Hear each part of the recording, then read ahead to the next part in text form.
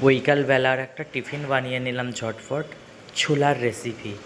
তো ছোলার রেসিপি বানার জন্য আমি নিয়ে নিয়েছিলাম ছোলা, কাঁচা লঙ্কা, রসুন কুচি, পেঁয়াজ ও আলু। তার সাথে নিয়েছিলাম লবণ, হলুদ, তেল।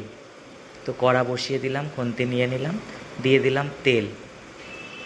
তেল দিয়ে হালকা নাড়াচাড়া করে দিলাম তেলটা, দেখলাম গরম হয়েছে কি। তেল গরম হয়ে গেছে, ওর মধ্যে দিয়ে দিলাম একটু মেথি দিয়েছিলাম রসুন কুচি, আর দিলাম কাঁচা লঙ্কা, পেঁয়াজ কুচি।